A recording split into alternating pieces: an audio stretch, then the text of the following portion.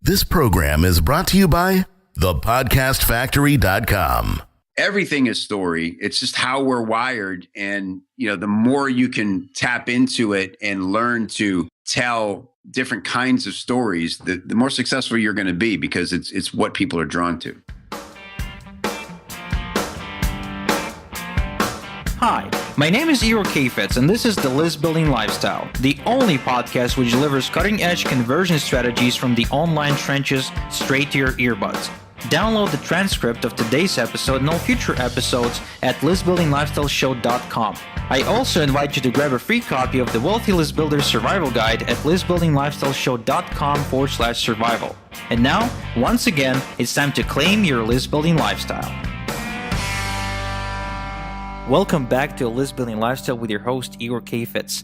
And today I'm hosting Kevin Rogers, direct response copywriter who moved away from freelancing and is now running a community at copychief.com, where he teaches entrepreneurs, business owners, and freelancers how to write high converting copy. Kevin, how you doing?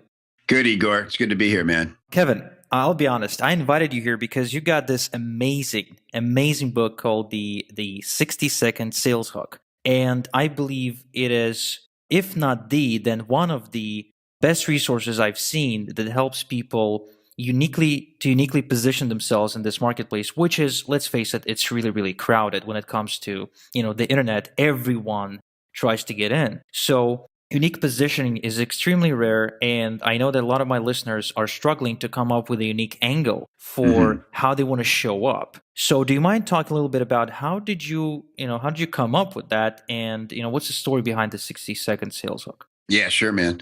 So I was a stand-up comedian in sort of a former life back in my 20s. I'm in my 40s now. I, toured all over the United States performing stand-up comedy, working stages with guys like Chris Rock and Louis C.K. and my buddy Billy Gardell, who have all gone on to become household names. And I thought, that's not for me. That's too easy to become a famous comedian. I don't want that. I want to write sales copy. So I ended up here in this amazing business. And what's cool is a lot of the things I learned in a decade of, helping drunk strangers have the time of their lives is that there are a lot of parallels to what it takes to make a room of strangers laugh and get visitors to your website to take the actions we want them to take in that circumstance. So that's how I came up with the 60-second sales hook. It's essentially a joke formula that I used to use as a stand-up, and a lot of comics use, especially on TV when they're doing, Tonight Show with Jimmy Fallon, shows like that. They'll use this formula in their first joke to quickly establish their persona. And then I just changed it a little to make it into what I call a 60-second sales hook. And what's great about it is it allows us to very quickly tell our story and bond pretty deeply with our best prospects.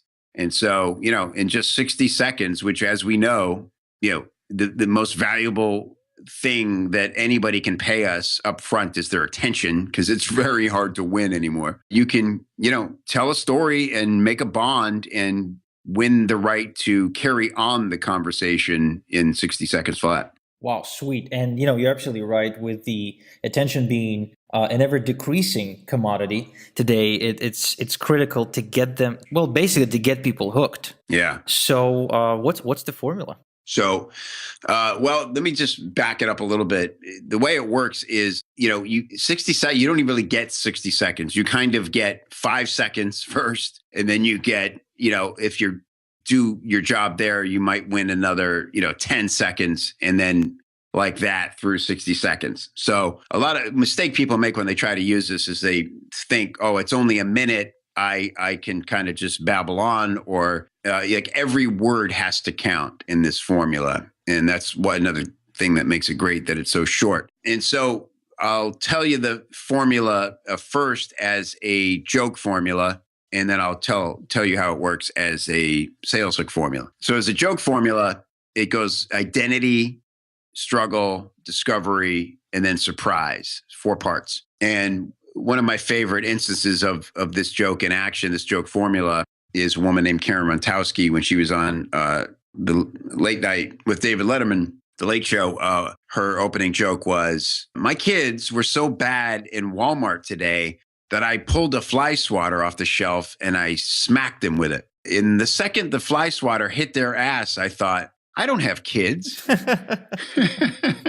which is, a great joke. And it follows and it establishes her persona immediately. Like, we learned so much about her in that short little joke, right? And its identity is, what we think is a mom at Walmart. Struggle is that her kids are acting crazy. The discovery is the fly swatter. And the result, the surprise, is that they're not even her kids. She's just beating random kids, as we've all wanted to do in Walmart. And so to make it a sales hook formula, the only change is that last part, because obviously, surprise is fun in video and to keep people's attention. But when it comes to establishing ourselves as an authority and an expert in something, what people want to know from us are the results. Like, how did it work, right? How good is this working for you? So we just changed surprise to result, and it goes identity, struggle, discovery, result. So one I might use as a copywriting expert and talking about this very formula, I would say, my name is Kevin Rogers. I spent years traveling the United States as a dead broke stand-up comedian until I discovered how a simple joke formula could be used as an irresistible sales hook and began teaching marketers how to use it to increase their sales. Since then, thousands of people have used this exact formula to, increase their opt-ins up to 400%, up to 1,000% in their sales up to 400%. If you'd like to discover this sales hook formula for yourself, simply enter your email in the field below, and I'll give you my Amazon best-selling book for free as a digital download on the next page. And that's it, right? You see how simple that is. Same exact formula. We just change that last part, and we, the magic of it, Igor, is that when we're willing to share our struggle a little bit, something we had a hard time with, that's what creates the bond. People want to know that you've been in their shoes, or you've felt lost, or, broke at some point, or whatever you struggled with, and discovered something that could help you get over it. And then, well, how good did it help you? Like, how much did it help you? That's the result. And, you can tell that whole story in 60 seconds and have people like really want to find out more. So there's a bit of good old curiosity and teasing in there that is so effective in marketing. But the really important part of it is that we're bonding, we're telling our story, we're sharing something of ourselves, so that even if they don't opt in, which most people will, they'll remember you. And if they like your story and feel like they can relate to it, they'll feel close to you, and you'll have more chances. You'll have their attention now. Oh, yeah, and you definitely stand out. I mean, you stop being another Joe Schmo marketer. You now, stand out as a unique individual that might be even worth paying attention to, which is great. Now, here's what I'm thinking, Kev.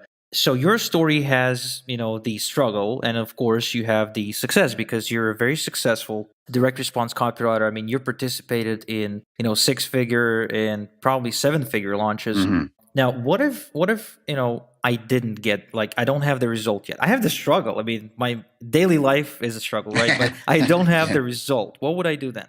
Yeah, it's a good question. So, well, if you don't have a result, it does make it difficult, but you just have to find, what's cool about this is you can use the results of ideal customers for the product, right? So another thing people say, what if I don't have the result? And what if I don't want to tell my story? I'm either shy, or I'm just a private person, and I don't want to go out there and tell all about me. The way to solve both of those things is, instead of talking about yourself, you just talk about your best customers, or the best customers for the product that you're promoting. So let's just say you're an affiliate marketer, and it's not your product, but you believe in it and you're promoting it. And any good product page is going to have testimonials on it, right? So you could take a testimonial and turn that and apply the 60-second sales hook to a really good testimonial and tell the story of that person,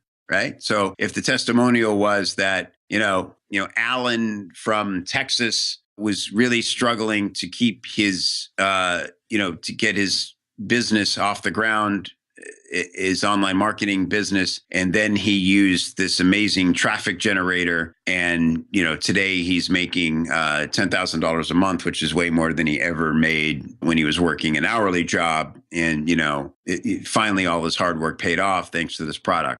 Well, that's the whole formula right there, right? So you could say, you could just frame that story. You don't even have to say, hey, this is me, and I want to tell you the story of Alan from Texas. You could just put it in the context of the sales letter and say, hey, because it's much more powerful to tell a testimonial as a story rather than just some blurb on the side of the page. People scroll right past those. I mean, it's important to have them there, but if you can work it into the context of the sales copy, it's much more compelling because it serves more like a case study in that regard, right? And so you just apply that same formula and tell a more dynamic story for those testimonials, and it's really effective that way as well. Well, what we used to do when I was working with Ross Bowering, and he, wrote a lot of my copy back in the day.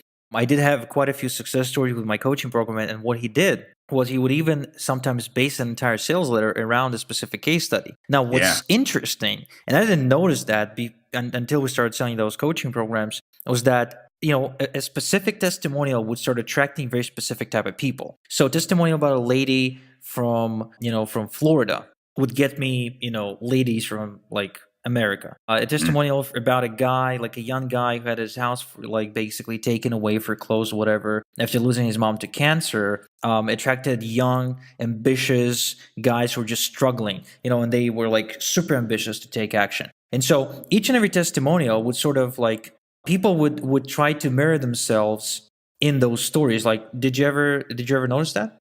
Yeah, it's a great point. Absolutely. I mean, first of all, you want to have your customer avatar. It kind of usually works the other way around. Like if you know who your avatar is and you build a story around someone that they can relate to, that's powerful. But I love what you're saying, because it's when we tell the story and make it compelling, we start to see that maybe our customer avatar looks different than we originally thought, or they have a lot more faces than we originally thought, right? And the other important thing to note here, and this is probably going a little deep if somebody's new into marketing, but we always hear about that sales, in order to make a sale, people buy on emotion and then they want to justify it with logic, right? But there are actually 9 buyer types out there, and very often we think we have one customer avatar,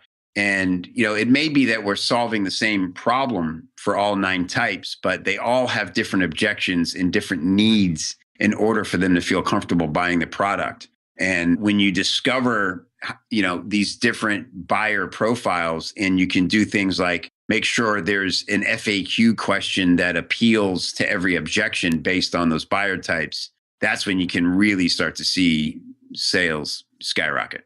All right. Well, without going into all the 9 different buyer profiles, which I'm sure we can spend the rest of the night talking about. Yeah. Actually, let me ask you this. This is because I'm very curious. Stories work, and you're not the first one who we're hosting on the show that shares that. But why? Like, how come I can come into the marketplace, have zero proof or zero credibility or zero authority, and I can actually build my authority by telling a very compelling story, which, as you've shown on this call so far, ain't that complicated. So what's in it with this? What's the deal with the stories? Well, it's just how we work as humans. It's how we're wired. If you look back through as far as we can see human interaction, species that looked nothing like us, but were basically human Homo sapiens, and we find how they communicated. We see, cave drawings and things like this. It's always a story, right? They're telling the story of the big hunt, or warnings of things to come or things to be aware of, ceremonies, these kinds of things, and those all have a story behind them. And it's basically one of our very basic, human instincts to tell story. I don't know why that is. I don't know if anybody knows why technically, sort of scientifically, why that's so important to us, but it's really how we shape our existence. I mean, if you look at what is it we seek for entertainment, we look for stories, right? Everything. Obviously, if we go to the movies, it's to see a great story unfold on the big screen. If we read a book, we want to hear the story. Even if we watch sports, what makes us so in love with our team, or what makes us so excited about a game? It's the storyline of the game. Why do they have an hour of coverage, or sometimes a full day of coverage, or in the case of a Super Bowl, 2 weeks of coverage leading up to a 3-hour football game? What are they doing? They're finding stories. They're telling stories. The quarterback of this team and the linebacker from the other team went to high school together, and now they're in the big game against each other. Who will come out the winner? That's a story. And so everything is story. It's just how we're wired. And, the more you can tap into it and learn to tell different kinds of stories, the more successful you're going to be, because it's what people are drawn to. Kev, I agree with you completely. And I just want to point out that I think the element that makes every story good and, worth remembering, and I think sports has a lot to do with it as well, because it's based on it, is conflict. Oh, yeah. Yeah. Great point. Absolutely. That's what makes a story good, right? Is conflict. I mean, if you look at the hero's journey, and you could just Google hero's journey and get so many cool, even images. They have so many great, like, little graphics and things around it. It's just a classic Joseph Campbell story dynamic. And you'll see it in everything from Star Wars and, Raiders of the Lost Ark, just all the great stories based on hero's journey. And it's all about conflict, So all you really need to tell a great story is what we call the protagonist, the hero of the story, the person we're all rooting for. They have to have a core desire, something they really, really want. And again, that's kind of like I talked about the struggle, right? Is that the bond is like, we all know what it's like to really want something. And so as long as you can establish what it is your hero wants, and then put stuff in the way of them getting it, that's the conflict, right? And it could be stuff they deal with personally. It could be that they're an addict, and the thing that keeps getting in the way is drinks and drugs and bad people and parties and things like that. Or it could be external stuff, literally, something in the road, or whatever it is. Just if it's like Fast and Furious, it's all the external stuff of the rival gang trying to stop them from getting where they're going. And so if you take that out of any story, it's just boring. Like if you don't care enough to root for the character, and there's not stuff keeping them from getting what they're after, you really have no story. And so it's a great point, Igor. If you think about establishing a hero character in your sales copy, and then the conflict is the stuff we've all dealt with, that we've all experienced along the way. And not only does it keep the story interesting, but every piece of conflict you introduce creates another opportunity to bond with your audience, because you're relating to their struggle. Well, it circles back to what you mentioned earlier, right? It's like you're the hero of the story that you're telling. So, I'm Kevin Rogers, and I, went on tour, and I decided not to do it. And I went into the online, thing, and, start writing copy. And then I struggled. So there's the hero, there's the desire to make money and to be rich and famous and successful. There's the conflict, which is, the journey wasn't all that easy. And of course, you overcoming the obstacle. Now, of course, we can expand on, like, right, you mentioned, I think the standard Hollywood formula is broken down into about 12 parts. And so I believe the best explanation to that I've seen is in Andre Chaperon's Storyfluence. Not sure if that program is still available. But what's important to remember, when I spoke to Andre and I said, Andre, you know what? Like, it's a huge formula, and I'm trying to just shoot a video, like, for my Facebook followers. Can you condense it for me? And he's like, well, start with the hero, and then outline the desire. That's not how Andrew Chaperon sounds, by the way. And then tell them how all shit breaks loose. Just tell them how everything goes wrong. And so that is where the connection happens, right? Just like you said before. Yeah, absolutely. And Michael Haig, by the way, who Andre did that product with, that teaching, is a master Hollywood screenwriter, and he has some great books on the topic. So yeah, it all goes back to that hero. And if you look at the 60-second sales hook, and other people have pointed this out, it really is just a very condensed version of the hero's journey. Like you said, and we could easily expand it the other way. But all I say for my struggle is, I spent years traveling the country as a dead broke stand-up comic. Now, the reason I don't go into more of the struggle is because, for two reasons. For one is I'm not talking to comedians, right? I'm talking about the fact that I used to be a comedian, and I'm talking to marketers, and I'm talking to business owners. So it wouldn't be a point to me going into all the struggles of being. Everybody can understand what it must be like to be a struggling artist, and just being dead broke in anything sucks enough. Like, you really don't have to turn the screws when you only have 60 seconds. What's more important for my 60-second sales hook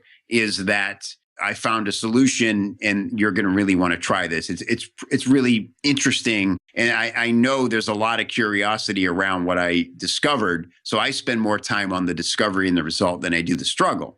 Now, if you think about, the other cool thing about this formula is that everybody has different stories for different occasions. So let's just say I wanted to go into natural health niche, right? And so suddenly the fact that I used to be a comedian has really no relevance. It's a mismatch. But I did have a heart surgery, 10 years ago. I almost died, and I had a heart surgery. And if I wanted to talk about that, I would say, hey, I'm Kevin Rogers, and a blood infection that I, got from a routine dental appointment almost killed me, 10 years ago. A heart surgeon saved my life, but then the medicine that I had to go on after that was killing me slowly all over again. And then I discovered, a natural herb that could do the same thing the prescription drug did. And now I'm as fit as I've ever been, and I have 10 times the energy. And doctors tell me they've I probably added 5 years to my life. If you'd like to discover this amazing herb for yourself, it's on the next page, right? So again, same exact formula, that little mini hero's journey, but a completely different story and a completely different niche. Well, you know what? This is just, I can already see the headline for this episode. how Kevin Rogers turned his death into, $1 million sales hook. But you're totally right. Nothing bad ever happens to a writer. I don't remember who said that, but someone did. And, I'm very famous for quoting people without actually mentioning their name. So, Somebody said, you've got a whole Facebook wall of inspirational quotes that just says -- some guy, some guy. So nothing bad ever happens to a writer. And I tell my listeners and our clients, same thing. It's like, you're full of stories. Like, your life is full of stories and full of marketing fodder, because you can turn anything into a story. And obviously, some stories they require a bit more work than just, the obvious, connection between dying and herbs. But you can totally live what might seem like a totally boring life and make a story to sell your product, to create hooks, to convince people in any way. Like, Kev, do you ever create stories or come up with stories, or just tap your experience for stories to overcome perhaps a specific objection, or maybe even one particular element of whatever it is that you're doing? Yeah, great question. Yeah, absolutely. I mean, one that comes to mind when you say that is, like, for instance, if I'm talking about a coaching program, right? And it's a high dollar coaching program, and I'll just share a story of something that's very true for me. And I'll say, look, the first time I paid a lot of money to a coach was when I was at my most destitute. And I knew I was standing at a crossroads.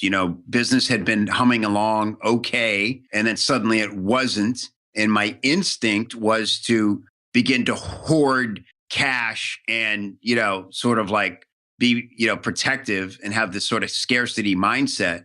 But my better instinct was that I better take a drastic measure. And if I'm ever going to actually take the advice of somebody who knows how I can solve this, I need to be willing to pay. And I did. And what I learned from that was that you have to really pay attention, because I invested a large amount of money when the stakes were very high for me. I did every single thing that coach told me to do.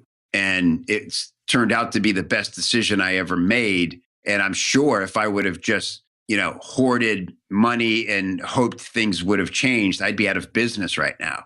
So that's, again, kind of the same formula, just a very true story. It's about a sharing as much as it is storytelling, right? And that's very effective when I telling somebody who's kind of on a fence whether or not they should invest in coaching. It's an effective story because it's true and they can see the logic in it.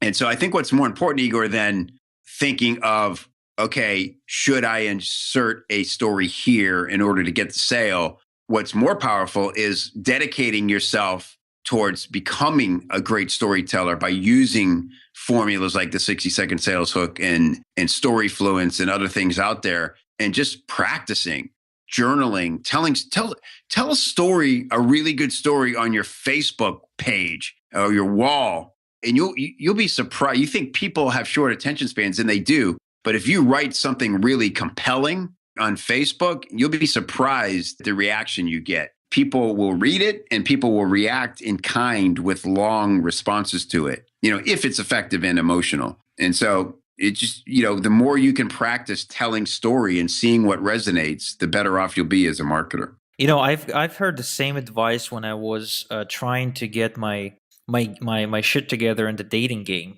Not in the dating market, but in the game, because I sucked with women. One of the guys there, I think his name was Craig or something. He was like literally encouraging everyone in the audience to just approach people in bars and start telling stories. Like, you don't even say hi or whatever.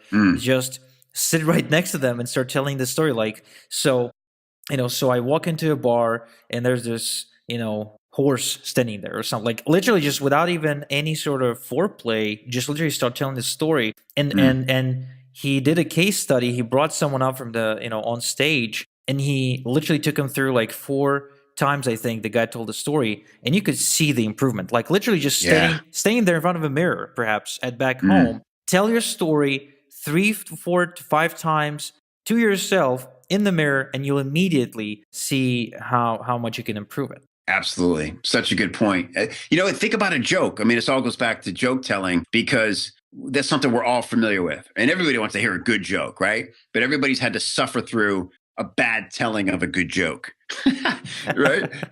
And, just think about, if you, as a comedian, obviously you saw this evolution a lot, but everybody must have a couple of jokes, right? And if you don't have a joke, I would say find a joke. Like, just go online and Google jokes and keep reading them until you find one. They go, okay, this is a joke I could tell to a lot of different people. It doesn't have to be dirty or whatever, or inappropriate, but maybe practice like a joke you'd only share with your buddies, and then one you could tell at a party, right, and not offend anybody. But just practice those jokes and just say, I'm going to tell this joke 10 times this month.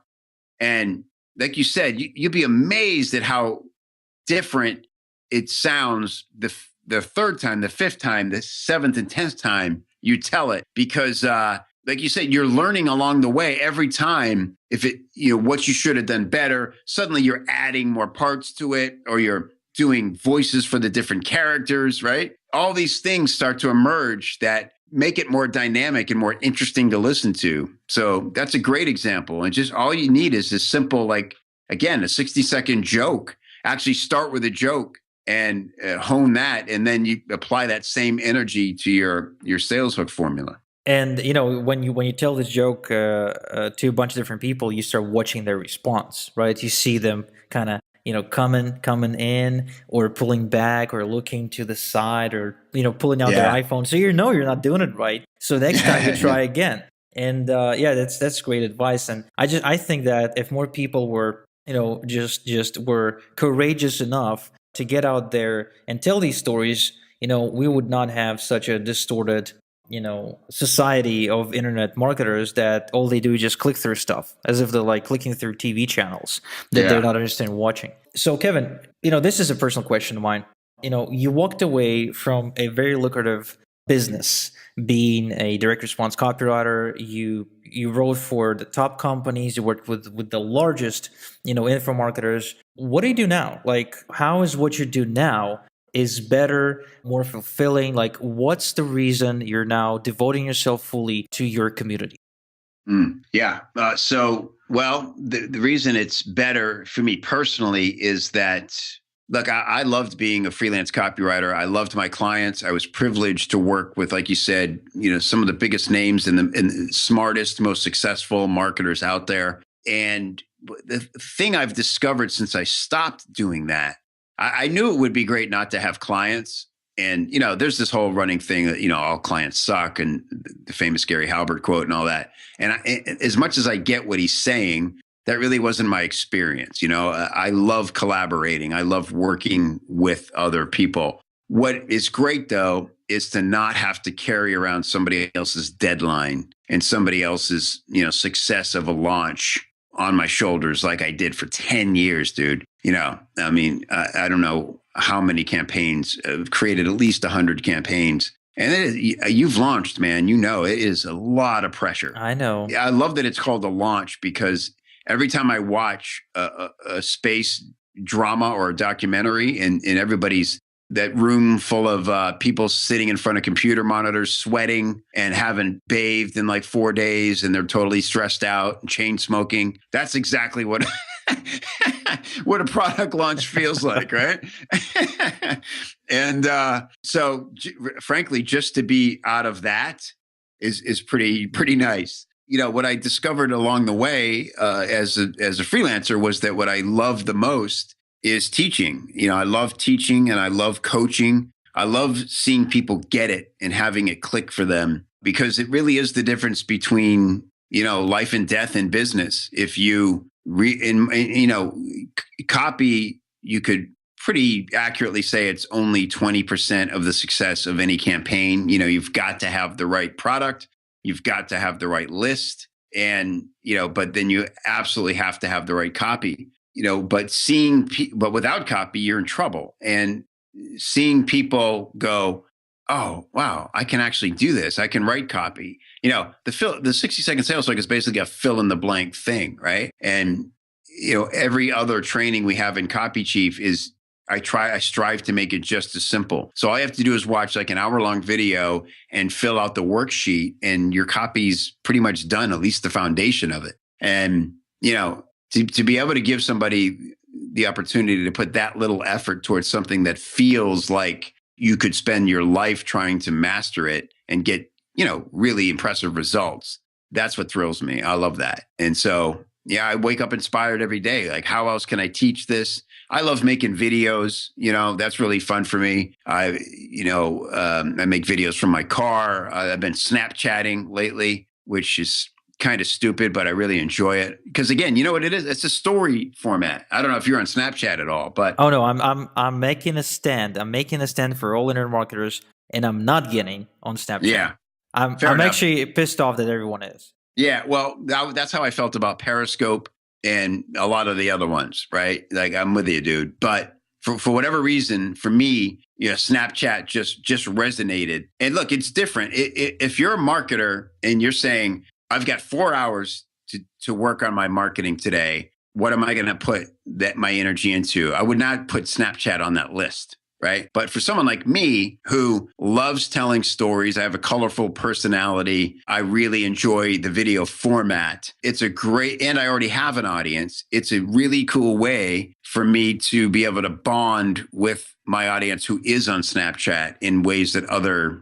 apps or mediums just don't allow me to do. But having said that, it's important to, everything is story. And what makes Snapchat fun is that you can tell a story 10 seconds at a time, which kind of brings us full circle into the whole attention span thing, right? The value, Igor, of Snapchat, if you look beyond the fact that it's this trend and everybody's posting that ugly looking icon, that weird ghost dot icon thing, whatever the hell that is you're having to see on everybody's thing, and just say, well, it's teaching us to speak in 10-second increments and actually build those blocks of 10-second onto each other to make something interesting, and they call it a story, and it disappears at the end of 24 hours.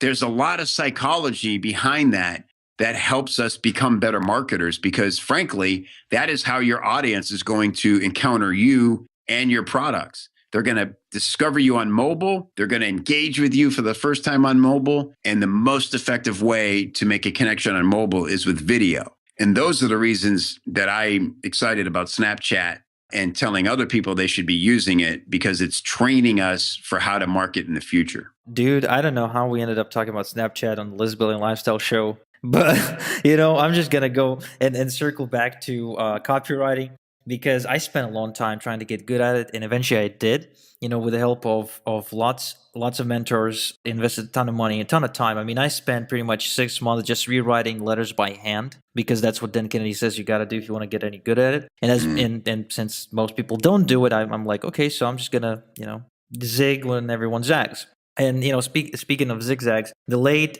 Zig Ziglar, he said that financial security is the ability to produce. It's not really about the amount of money you got saved up in the bank, but it is about your ability to consistently produce sales. And for me, for an email marketer, a list builder, copywriting is perhaps the single most important sales producing activity, because it's not just about saying the right words to the right people, but it's also about being able to craft an attractive offer. It's being able to position something that might not be exciting at all in a very exciting way.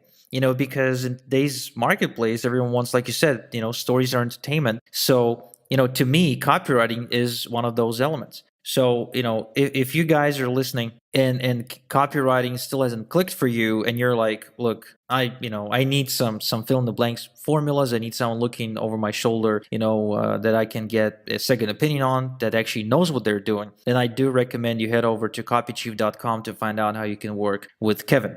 Now, Kev, we're out of time, man. So any last piece of advice for our beginner copywriters and affiliate marketers? Yeah, just practice stories. Like we said, I would say, go find a joke. Either dust off one of your favorite old jokes, or do a little Googling, find yourself a new one, steal one from your favorite stand-up comic and tell it, practice it. Get good at telling little mini stories, and you'll really have a huge unfair advantage. There you have it, folks. So this is Igor Kheifets and Kevin Rogers from copychief.com. This has been the List Building Lifestyle. Until next time.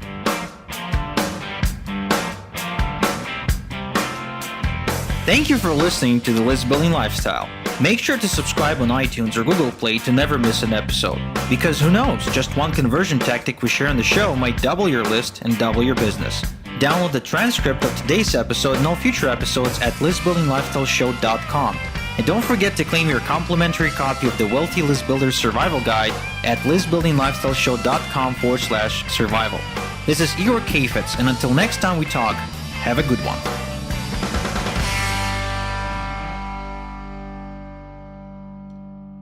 This is the podcastfactory.com.